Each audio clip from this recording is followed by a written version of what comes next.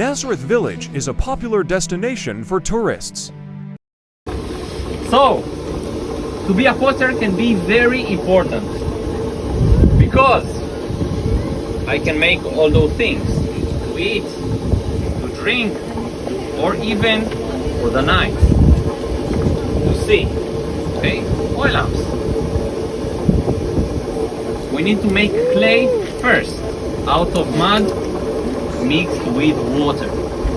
Okay, and when the clay is ready, we are going to bring it to the wheel and start shaping some plates. Let me show you. Okay, so this is an oil lamp. If I am happy, we're going to take it off the base.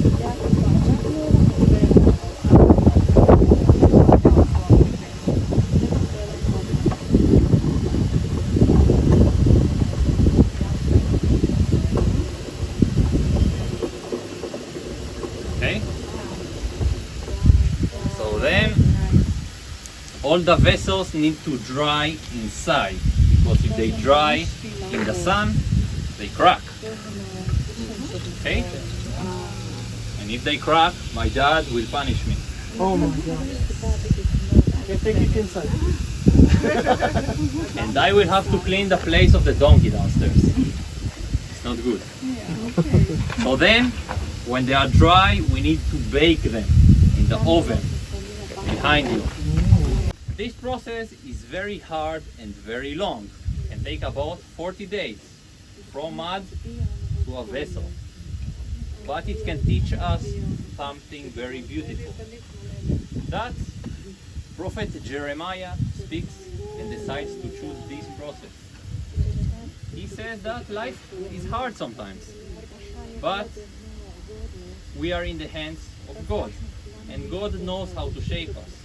Sometimes we can feel pressure, like the clay, or we are like the vessels in the fire, but the end will be good, because He has good hands. We will be beautiful at the end. Wow, amazing. Okay?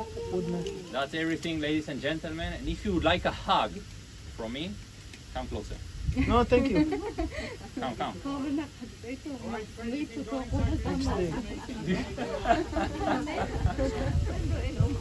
Tomorrow. Thank you so much. You're welcome.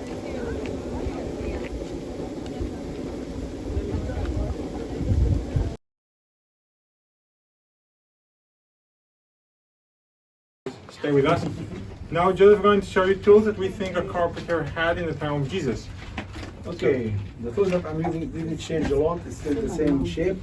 You can see the adze. It's like the axe from one side. We can shape the wood. The other side is like a hammer. And also they use, especially in the summer time, stitching my bag. And the plane. You can see the shape. Different kind of chisels and shapes for making holes on the wood. Two basalt stone. The rough one is for sanding, and the smooth one is for sharpening the tool. And you can see the rope saw here. And we have this tool. Can you guess what it is? To put the screws inside or to make holes. To make holes. To make hole, yeah.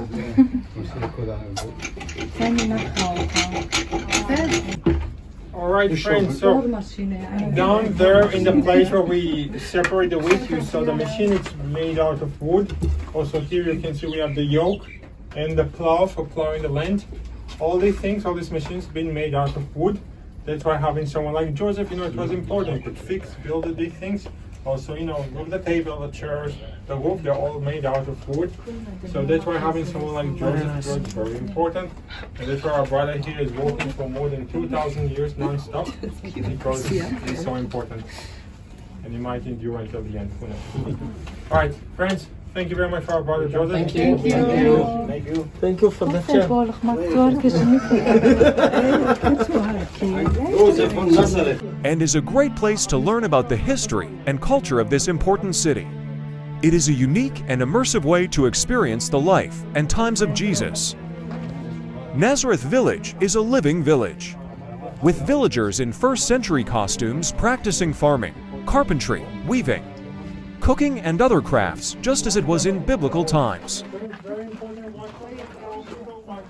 طيب كانت الحلوة شكرا.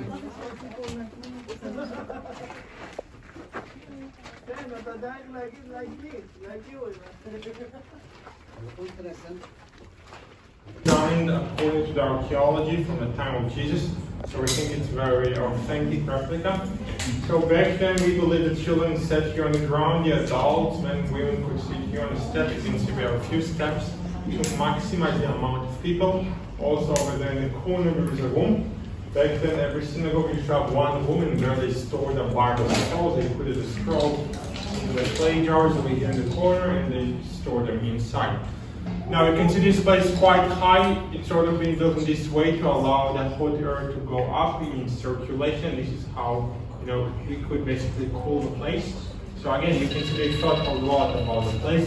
Also the windows are basically in a position or in an angle that was allowed to the sunlight to penetrate and fill the place for most of the hours of the day. So again, they thought a lot when they built this place in this way. Now, mainly this place used to read and teach the Bible scrolls because they used to gather here during the week, but also on the weekends to do it, and also to celebrate feasts, weddings, as this gentleman said, and also as a courthouse. They use this place for the ones who violated the law of Moses, which obviously back then was a big issue. Also, Jesus in Mark 13, he told his disciples that they will punish you inside their synagogues. So this is why we think also this place could be used as a courthouse. Friends, Jesus also was very active inside the synagogues. We know we have a very famous story about Jesus. That after he was in the desert for 40 days, he came back to Nazareth where he was. And according to his habit on the Sabbath, Jesus came into the synagogue. When he came here, he was requested by the attending person to read from the Bible scrolls. And Jesus received to his hand the scroll of the prophet Isaiah. He opened the scroll and he started to read. And he said, "The Spirit of the Lord is upon me, because he anointed me to preach the good news to the poor.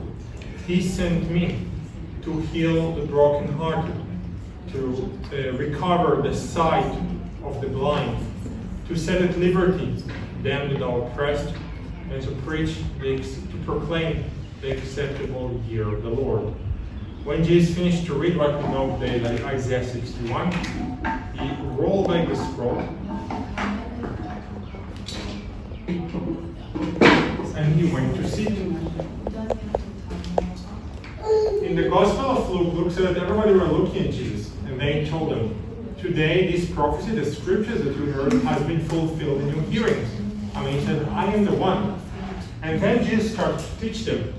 We know that the first commentator was, everybody here, according to the Bible, were amazed. They liked the teachings of Jesus. They liked his words.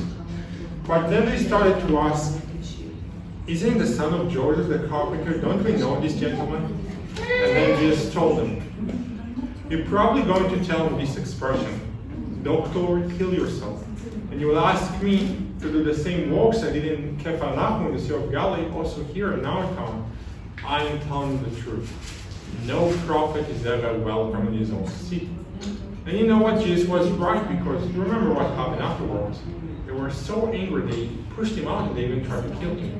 But why did they change their reaction so drastically? The Bible said everybody were amazed. They enjoyed his teachings and then they tried to kill him. When Jesus preached here, he decided to speak about Elijah and Elisha, two prophets in their time of serving.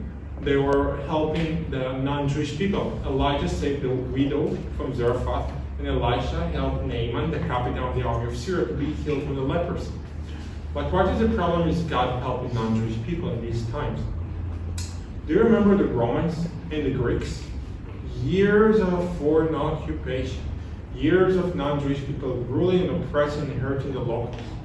Probably the Jewish people were waiting for a Messiah who will come and deliver them politically. A Messiah will come and save them from the Romans, and will build here the new kingdom.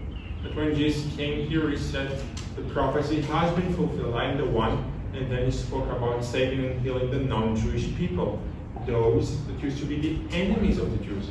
So I probably thought, Jesus, you came and you said you are the Messiah, right? But you also want to help our enemies, the Romans, the non-Jewish people. So you have to be a false prophet. And according to the law of Moses, we have to kill you. Friends, the prophet Isaiah said, my servant will be a light to the Gentiles, to the non-Jewish people. We believe Jesus told them, from now on salvation is accessible for Jews and non-Jewish people. But finally interpreted something else and tried to kill Jesus. But the Bible said that Jesus just passed between them, left Nazareth and never came back until the Bible said that he died and resurrected. But we also believe when the Lord will return, will be acceptable to everyone, even in these towns that rejected him many years ago.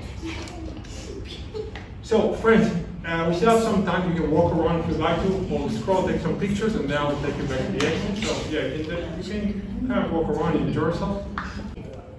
All right, friends, if you are finished, you can join me. I will take you back to the exit. Nazareth.